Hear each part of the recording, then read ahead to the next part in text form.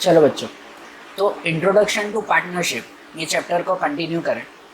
कल हमने इनके कुछ सम्स देखे थे, जिनमें कल हमने रेक्टिफिकेशन के सम्स ज़्यादा समझे थे। प्रॉफिट एंड लॉस रेशियो में अगर मिस्टेक हो गई हो, कैपिटल इंटरेस्ट गिनने में अगर मिस्टेक हो गई हो, ड्राइंग इंटरेस्ट काउंट करना रह गया हो, तो ऐसे सम्स हमने समझे थे। अब इस चैप्टर के दूसरे क्वेश्चंस की तरफ बढ़ें तो इनके बाद हमारा एक क्वेश्चन आता है, क्वेश्चन नंबर 9 में, कि Mukesh, Dhaval and Vinod are partners of a partnership firm. Their capital proportion is 4:2:3. Dhaval and Vinod has given assurance to Mukesh that he will get minimum 35,000 from the profit. The profit of the year is rupees 90,000. How would you distribute the profit among the partners? देखो question में क्या दिया हुआ है कि मुकेश, धवल और विनोद ये जो पार्टनर्स है ना, इनका कैपिटल प्रोपोर्शन दिया हुआ है 4:2:3. फिर से बोल रहा हूँ, ये कैपिटल रेशियो है, प्रॉफिट एंड लॉस रेशियो नहीं है। ये कैपिटल रेशियो 4:3 के अकॉर्डिंग दिया हुआ है। Dhaval and Vinod has given assurance to Mukesh that he will get minimum 35,000 from the profit. 3 partner थे ना, उनमें से 2 पार्टनर धवल और विनोद ने मुकेश को ये एश्योरेंस दिया है। एश्योरेंस मतलब ये गारंटी दी है, ये कह दिया उसे कि उसे मिनिमम 35,000 प्रॉफिट तो मिलेगा। कितना भी प्रॉफिट हो उसे मिनिमम 35,000 मिलेगा ही मिलेगा। And the profit of the year is rupees 90,000। Business का पूरे साल का प्रॉफिट 90,000 हुआ है। Then how will you distribute the profit among partners? तो तीनों पार्टनर्स को कितना कितना प्रॉफिट मिलेगा वो हमें पता करना है। ठीक है, देखो 3 पार्टनर है, मुकेश, धवल, विनोद। उसमें से धवल और विनोद ने मुकेश को ये कह दिया कि 35,000 मिलेगा। यहाँ देखो टोटल प्रॉफिट 90,000 है, तो पहले ऐसे ही ओरली समझ लो कि 90,000 है। अगर इक्वली बांटना हो तो तीनों को 30,000 मिल जाने चाहिए। तीनों पार्टनर को 30 हज़ार मिल जाने चाहिए, लेकिन मुकेश को 35,000 मिलने चाहिए। जो उसे बोला गया है कि भाई उसे तो 35,000 मिलेगी, 30 नहीं, ज़्यादा मिलेंगे। तो उसके हिसाब से हमें डिस्ट्रीब्यूट करना है। तो देखो समझे इसमें कैसे डिस्ट्रीब्यूट करें। जैसे यहाँ पर लिखा हुआ है, the profit and loss ratio of all partners are 1:1:1, मतलब इक्वल है। Dhaval and Vinod has given assurance to Mukesh that he will get minimum rupees 35,000। Dhaval और विनोद ने मुकेश को ये बोल दिया कि भाई उसे 35,000 तो मिलेंगे।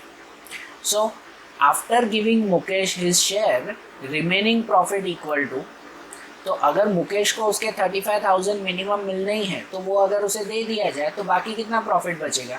मतलब हमारे पास टोटल 90,000 है ना, जिसमें से नक्की किया था कि भाई मुकेश को 35,000 तो देने ही है, तो पहले ही उसे दे दो। पहले ही उसे 35,000 दे दिए, तो अब कितने बचे? 55,000। ठीक है ना, 90,000 में से 35,000 वो मुकेश को दे दिए, तो अब कितने बचे? 55,000। ये जो 55,000 होंगे ये क्या होंगे? बाकी के दोनों पार्टनर्स को मिलेंगे।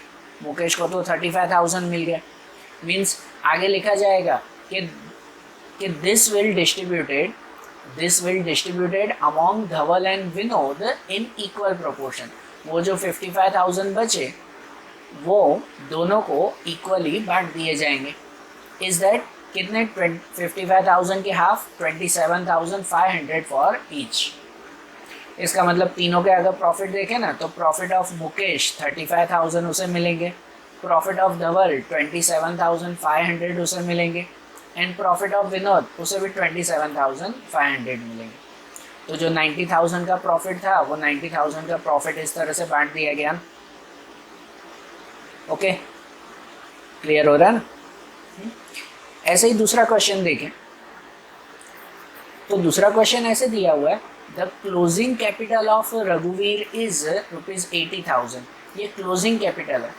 क्लोजिंग कैपिटल मतलब जो कैपिटल साल के एंड में हो, मार्च एंडिंग में जो कैपिटल बचती है, साल के शुरुआत की नहीं, closing. In which rupees 12,500 drawings of a current year, जिसमें इस पूरे साल की उसकी ड्राइंग कितनी थी? 12,500। And profit of rupees 17,800 are recorded, और उसका पूरे साल का प्रॉफिट था 17,800। What will be the interest at 6% per annum on the opening capital? तो हमें क्या काउंट करना है ओपनिंग कैपिटल पे 6% पर एन्यूम कैपिटल इंटरेस्ट काउंट करना है। किस पे काउंट करना है? ओपनिंग कैपिटल पे। तो यहाँ क्वेश्चन में तो हमें क्लोजिंग कैपिटल दिया हुआ था 80,000, ड्राइंग्स दी गई है 12,500 एंड प्रॉफिट दिया हुआ है साल का 17,800। तो हमें ओपनिंग कैपिटल पे 6% गिनना है, इसलिए सबसे पहला स्टेप हमें करना होगा कि ओपनिंग कैपिटल फाइंड करना। जब ये चीज़ें दी गई हो और उस पर से ओपनिंग कैपिटल फाइंड करना हो ना, तो उसके लिए एक पर्टिकुलर फार्मूला बन जाती है जो हम सॉल्यूशन में देखें। तो to find the opening capital equal to, उसकी फार्मूला आ जाती है कि closing capital plus drawing minus profit. Opening capital की formula closing capital plus drawing minus profit. तो इसका मतलब ये तीनों चीज़ें तो हमें क्वेश्चन में दी गई थी। सो ओपनिंग कैपिटल अगर फाइंड करें तो क्लोजिंग कैपिटल कितना है 80,000 जो क्वेश्चन में था, प्लस ड्राइंग कितनी 12,500 और माइनस प्रॉफिट कितना 17,800। तो 80,000 में ये प्लस और माइनस करें तो ओपनिंग कैपिटल बचती है हमारे पास 74,700। ओपनिंग कैपिटल कितनी आ जाएगी 74,700। और अब इस पर हमें 6% का इंटरेस्ट गिनना है। सो 6% इंटरेस्ट ऑन ओपनिंग कैपिटल।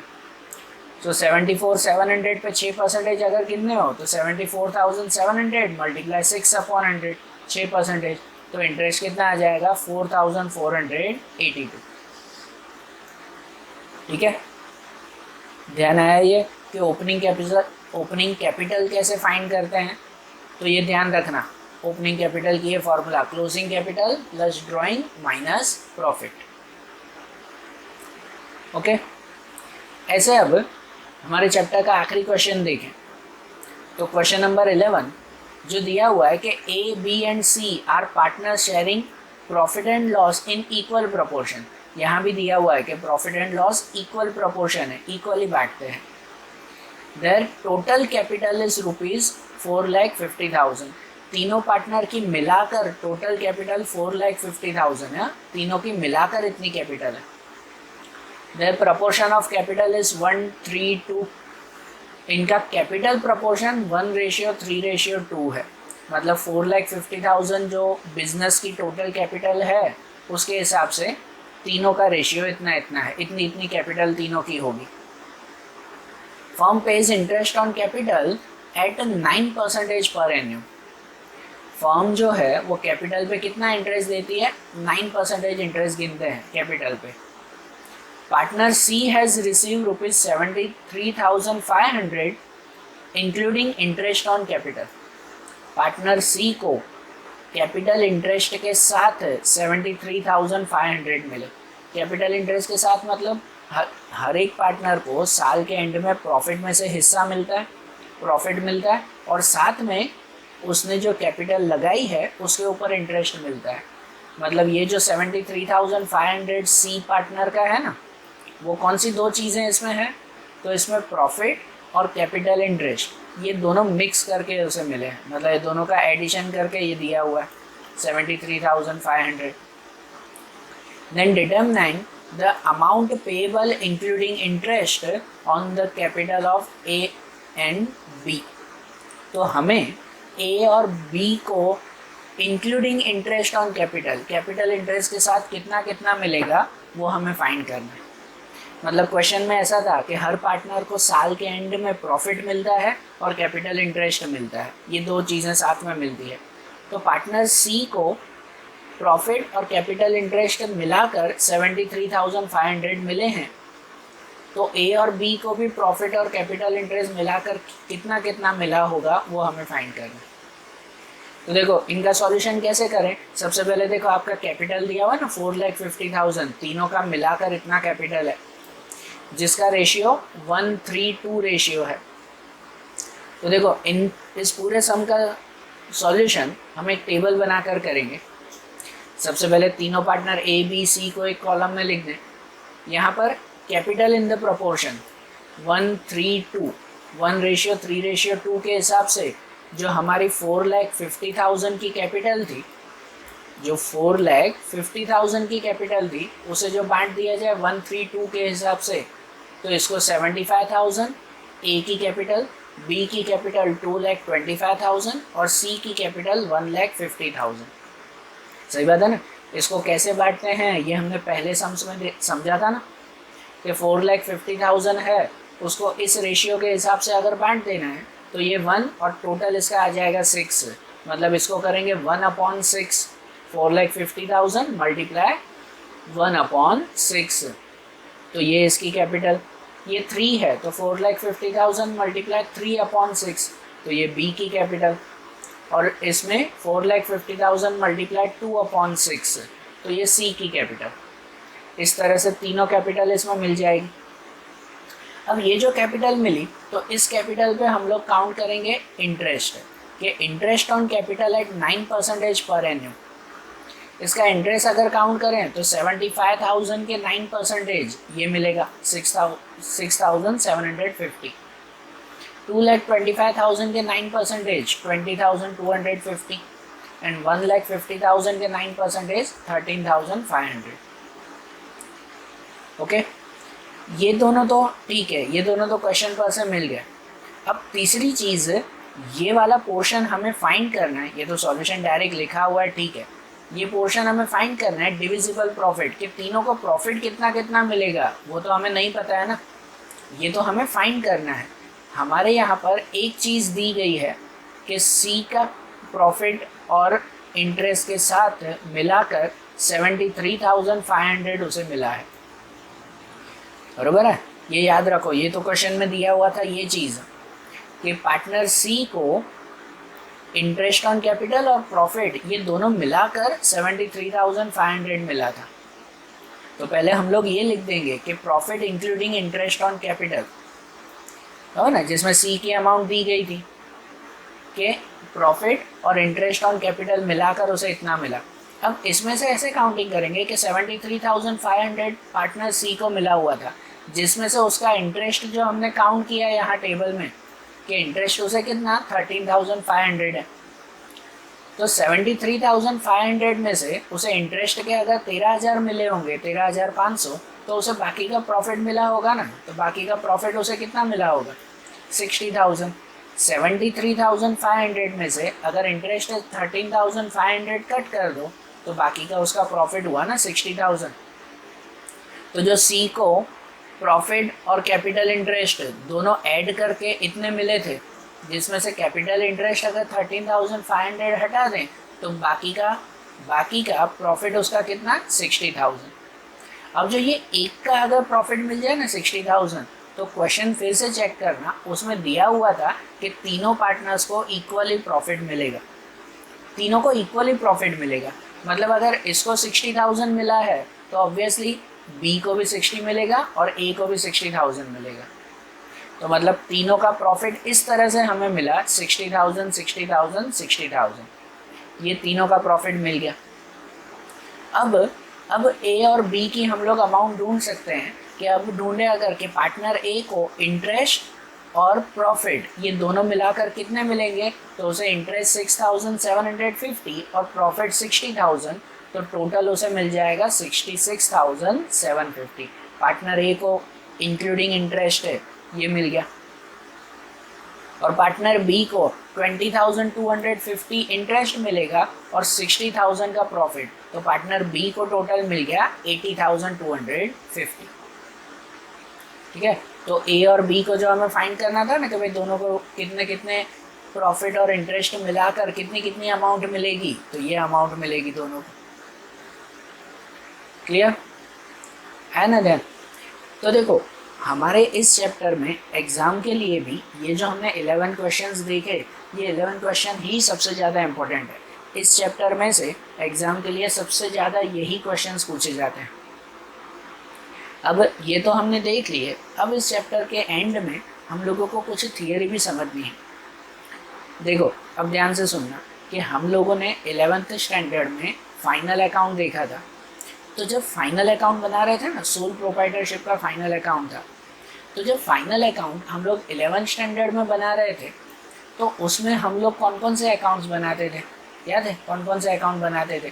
जिसमें आता था ट्रेडिंग अकाउंट, एक ट्रेडिंग अकाउंट याद है? ट्रेडिंग अकाउंट में कौन सी चीज़ें आती थी? ट्रेडिंग अकाउंट में आता था परचेस और सेल की थिंग्स, जो भी परचेज किया हो, जो भी सेल किया हो, परचेस रिटर्न, सेल रिटर्न, ये सब चीज़ें इसमें आता था ट्रेडिंग अकाउंट में। उसके बाद दूसरा हम अकाउंट बनाते थे, वो आता था profit and loss account. Profit and loss account, ठीक है, जिसमें बिजनेस की सभी इनकम और सभी तरह के एक्सपेंसेस आते थे। याद आ रहा है ना? 11th स्टैंडर्ड में आप लोग पूरा फाइनल अकाउंट बनाते थे, 11 मार्क का सम आता था पूरा, ठीक है, जिसके अंदर जो है वो ये फाइनल अकाउंट्स में ट्रेडिंग अकाउंट बनता था, प्रॉफिट एंड लॉस अकाउंट बनता था, और तीसरी चीज़ बनती थी बैलेंस शीट। तीसरी चीज़ बैलेंस शीट बनती थी। बैलेंस शीट मतलब वो कि जिसके अंदर एक तरफ सब लायबिलिटी और एक तरफ सब एसेट्स लिखते थे। सम के एंड में बैलेंस शीट का टोटल बैठ गया, मतलब आपका सम करेक्ट है, आपका अकाउंट करेक्ट है, ऐसे माना जाता था। तो लास्ट ईयर जो हम लोग अकाउंट देखते थे ना, वो था सोल प्रोप्राइटरशिप का अकाउंट, जिसके अंदर trading account, profit and loss account and balance sheet बनता था। ये 3 अकाउंट बनते थे। लेकिन अब हमें फाइनल अकाउंट बनाने हैं, वो है पार्टनरशिप के। अब 12th स्टैंडर्ड में हम लोग नया बिजनेस देख रहे हैं, वो है पार्टनरशिप का बिजनेस।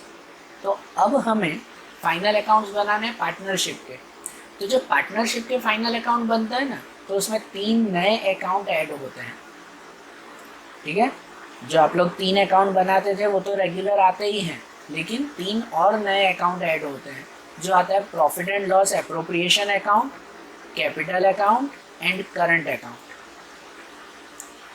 बरोबर, ये 3 नए अकाउंट्स वो ऐड होंगे, जिसमें क्यों ऐड होंगे और क्या है इसके अकाउंट में वो पहले समझ लें, थोड़ी सी थियरी समझ लें, क्योंकि इसके बाद का जो सेकंड चैप्टर आएगा हमारे टेक्स्ट बुक का, जो सेकंड चैप्टर होगा, वो सेकंड चैप्टर हमारा फाइनल अकाउंट है। इसलिए फर्स्ट चैप्टर में पहले इनकी सिर्फ थियरी समझ लें, तो सेकंड चैप्टर में इनके अकॉर्डिंग फिर फाइनल अकाउंट के सम्स समझेंगे। तो अब पहले जो है वो इनके कैपिटल और करंट अकाउंट के बारे में समझ लें। तो देखो थोड़ी थियरी समझें। सबसे पहले कैपिटल अकाउंट्स ऑफ पार्टनर। तो जो कैपिटल अकाउंट पार्टनर्स के जो कैपिटल अकाउंट है ना, ये पहले तो क्यों बनाए जाते हैं ये समझना। क्यों बनाए जाते हैं वो, क्योंकि पार्टनर्स होता है ना, उससे पहले वो समझे हम लोग कि जैसे सोल प्रोप्राइटरशिप का बिजनेस होता है ना, तो सोल प्रोप्राइटरशिप के बिजनेस में उसमें अकेला ही मालिक होता है। इसलिए वो कितनी कैपिटल लेकर आ रहा है, घर से कितने पैसे लेकर आ रहा है, कितना पर्सनल यूज़ के लिए लेकर जा रहा है, जो ड्राइंग कहते हैं, ये सब चीज़ें सोल प्रोप्राइटरशिप अकेले की ही होती है। इसीलिए वो सिर्फ बैलेंस शीट बनाता है, जिसके अंदर उसका कैपिटल, ड्राइंग, सब चीज़ें आ जाती है। आप लोग लास्ट ईयर 11th स्टैंडर्ड में बनाते थे वो बैलेंस शीट, वैसे ही। लेकिन जब पार्टनर्स हो जाते हैं ना, पार्टनरशिप बिजनेस में जब पार्टनर्स इंक्लूड हो जाते हैं, तो हर एक पार्टनर सेम कैपिटल नहीं लेकर आएगा, हर एक पार्टनर सेम ड्राइंग नहीं करेगा, तो उसके ऊपर जो इंटरेस्ट देना होता है कैपिटल और ड्राइंग के ऊपर, वो भी सेम नहीं होगा। इसके लिए हर पार्टनर के कैपिटल के लिए अलग अलग अकाउंट बनता है, ठीक है ना। इसीलिए इसमें हमें कैपिटल अकाउंट अलग से बताना पड़ता है, ठीक है ना। सोल प्रोप्राइटरशिप में इसकी ज़रूरत नहीं पड़ती, लेकिन हाँ पार्टनरशिप के अकाउंट के लिए हमें कैपिटल अकाउंट अलग से बनाने की ज़रूरत पड़ती है, क्योंकि हर एक पार्टनर का कैपिटल अलग अलग है। कोई पार्टनर बिजनेस में 1 लाख लेकर आ रहा है, कोई 2 लाख, कोई 5 लाख लेकर आएगा बिजनेस में, ठीक है ना। तो इसके हिसाब से सबका अकाउंट भी अलग अलग होना चाहिए। इसीलिए पार्टनर्स के फाइनल अकाउंट में कैपिटल अकाउंट बनाया जाता है एक अलग से। और ये कैपिटल अकाउंट बनाने की 2 मेथड आती है, एक आती है फ्लक्चुएटिंग कैपिटल अकाउंट मेथड और दूसरा आती है fixed capital account method. Fluctuating and fixed, नाम से ही पता चलता है कि फ्लक्चुएटिंग का मतलब जो चेंज होता रहता हो, जो फ्लक्चुएट होता हो, जो चेंज होता रहता हो वैसा, और फिक्स्ड जो चेंज ना होता हो, जो फिक्स रहता हो। तो क्या ये दोनों, इसके बारे में समझें। सबसे पहले अगर फ्लक्चुएटिंग कैपिटल अकाउंट मेथड समझे हम लोग, तो ये मेथड वो कहलाती है where the opening balance and the closing balance of partners capital account reported flexible is known as fluctuating capital account method, जिसके अंदर पार्टनर का ओपनिंग बैलेंस और क्लोजिंग बैलेंस, ये दोनों बैलेंस फ्लेक्सिबल हो। फ्लेक्सिबल मतलब चेंज हो जाते हो। मतलब ऐसा कि अगर साल की शुरुआत में, आपकी साल की शुरुआत होती है 1 अप्रैल, होता है ना, अकाउंटिंग ईयर शुरुआत होता है 1 अप्रैल, तो 1 अप्रैल को जो बैलेंस हो उसे ओपनिंग बैलेंस कहते हैं। सपोज कोई पार्टनर का पहले साल की शुरुआत का बैलेंस वो अगर 5 लाख रुपए है, तो क्या ज़रूरी है उसका क्लोजिंग बैलेंस भी वही होगा? नहीं ना। साल की शुरुआत में उसका कैपिटल 5 लाख है कि हाँ भाई वो घर से 5 लाख लेकर आया, तो क्या साल के एंड में भी उसका कैपिटल अकाउंट 5 लाख ही बोलेगा? नहीं। तो जिसका ओपनिंग और क्लोजिंग बैलेंस फ्लेक्सिबल हो, मतलब चेंज हो, बदलता हो, तो ऐसी मेथड को कहते हैं फ्लक्चुएटिंग कैपिटल मेथड। तो जब आप सम फ्लक्चुएटिंग मेथड से करते हो तो उसमें एक ही अकाउंट बनाया जाता है, सिर्फ एक ही अकाउंट, वो आता है कैपिटल अकाउंट। तो इसमें आता है ना, all transaction of capital and other than capital R recorded in capital account. ठीक है, तो ये मेथड से जब आपको सम करना हो ना, फ्लक्चुएटिंग कैपिटल मेथड, तो उसमें आपको एक ही अकाउंट बनाना है, सिर्फ और सिर्फ कैपिटल अकाउंट। उसी के ही अंदर सब capital and other than capital, सभी एंट्रीज, कैपिटल की एंट्री भी, अदर देन कैपिटल मतलब ड्राइंग हुआ, ड्राइंग इंटरेस्ट हुआ, वो सब एंट्रीज भी इसी के अंदर ही आ जाएगी, कैपिटल अकाउंट के अंदर ही।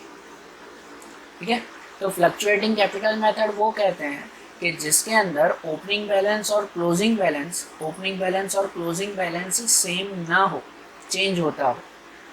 ठीक है, और ऐसे ही दूसरी जो मेथड आती है फिक्स्ड कैपिटल अकाउंट मेथड, इसका उल्टा। फिक्स्ड कैपिटल अकाउंट मेथड मतलब where the opening balance and the closing balance of partners capital account is reported unchanged is known as fixed capital account method. ठीक है ना, मतलब जिसमें पार्टनर का opening capital balance और क्लोजिंग कैपिटल बैलेंस अनचेंज हो। Unchange मतलब जो बदलता ना हो, मतलब अगर कोई पार्टनर साल के शुरुआत में 5 लाख रुपए का बैलेंस बताता हो, मतलब उसकी कैपिटल 5 लाख रुपए हो शुरुआत में, तो साल के एंड में भी उसकी कैपिटल 5 लाख ही होनी चाहिए। जी हाँ, काफ़ी सारे बिजनेसमैन, काफ़ी सारे जो है वो ये बिजनेस में ऐसा होता भी है कि जो पार्टनर्स होते हैं वो यही कहते हैं कि साल के शुरुआत में मेरी जितनी कैपिटल है एंड में भी उतनी ही होनी चाहिए, कम ज़्यादा नहीं होनी चाहिए। ठीक है ना, तो इस तरह से जो अकाउंटिंग रखी जाती हो ना, तो उसे फिक्स कैपिटल अकाउंट मेथड कहते हैं। ठीक है, और ऐसे जब क्वेश्चन हो या जब आपका final account fix capital account method से बनाना हो, तो उसमें फिर 2 अकाउंट बनते हैं, एक कैपिटल अकाउंट और दूसरा करंट अकाउंट। ठीक है ना, जब आपका फिक्स कैपिटल अकाउंट मेथड से सम करना हो तो उसमें 2 अकाउंट बनेंगे, कैपिटल अकाउंट बनेंगे और करंट अकाउंट बनेंगे। जबकि फ्लक्चुएटिंग मेथड से अगर करना हो तो उसमें फिर एक ही अकाउंट बनेगा, सिर्फ और सिर्फ कैपिटल अकाउंट। ठीक है, इसमें जब 2 अकाउंट बनेंगे ना, तो सिर्फ कैपिटल की एंट्री, क्योंकि इसमें फिक्स कैपिटल रखना है ना, तो जो भी सिर्फ और सिर्फ कैपिटल की एंट्री होगी वो कैपिटल अकाउंट में लिखेंगे। क्या भाई साल के शुरुआत में 5 लाख की कैपिटल लेकर आए, साल के एंड में भी 5 लाख की कैपिटल ही है, ये सिर्फ एंट्री कैपिटल अकाउंट में होगी। और कैपिटल के अलावा की सब एंट्रीज, कैपिटल के अलावा की एंट्रीज जैसे कि drawing interest, capital interest, partner को सैलरी, ये सभी तरह की जो भी एंट्रीज हैं वो सब एंट्रीज किस में जाएगी, करंट अकाउंट में। तो देखो, इस बार आपको फाइनल अकाउंट के सम करने के लिए भी 2 मेथड आएगी, एक फ्लक्चुएटिंग कैपिटल मेथड और दूसरी फिक्स कैपिटल मेथड। आपको सब में ध्यान देना है, जब फ्लक्चुएटिंग कैपिटल मेथड हो तो trading account, profit and loss account, उसके साथ सिर्फ कैपिटल अकाउंट ही बनेगा, एक ही अकाउंट।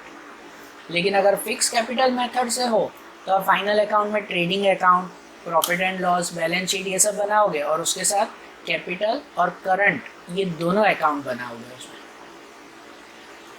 ओके, तो जब ये सम्स आएंगे फिर से ये एक बार याद करवाऊंगा, फ्लक्चुएटिंग कैपिटल मेथड और फिक्स कैपिटल मेथड। और दूसरा एक नया अकाउंट हमें बनाना है इस बार, वो आएगा profit and loss appropriation account. दूसरा एक नया अकाउंट जो हमें बनाना है वो कौन सा अकाउंट है, profit and loss appropriation account है।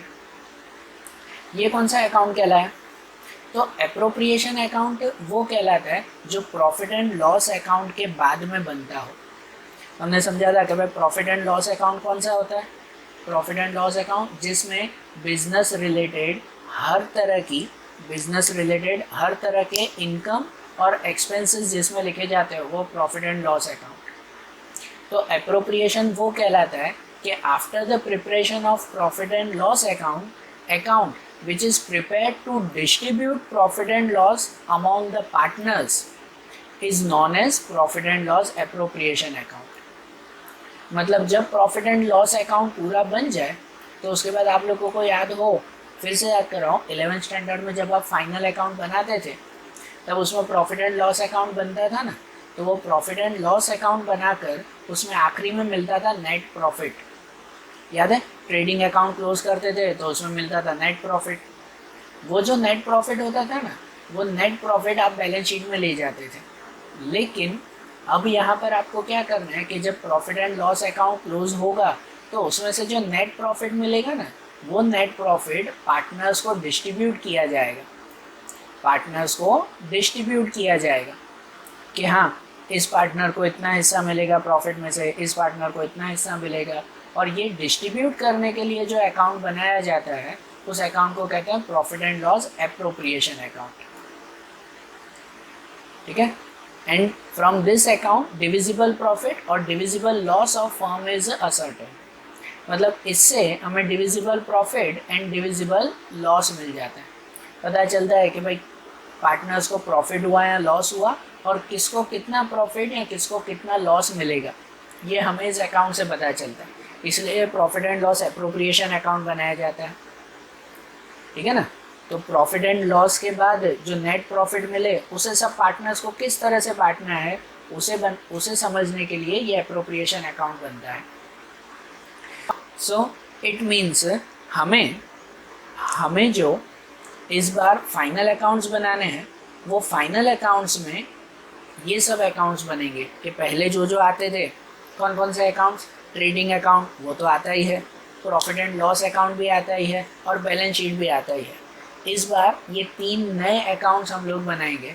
वो आएगा profit and loss appropriation account, capital account and current account. Okay, तो ठीक है, इन अकाउंट्स के बारे में हम लोग आगे के चैप्टर्स में समझेंगे। सेकेंड चैप्टर में हम लोग इसके बारे में समझेंगे। ठीक है? तो इसके नेक्स्ट थियरी, नेक्स्ट सम्स अब हम लोग नेक्स्ट वीडियो में देखेंगे। Thank you.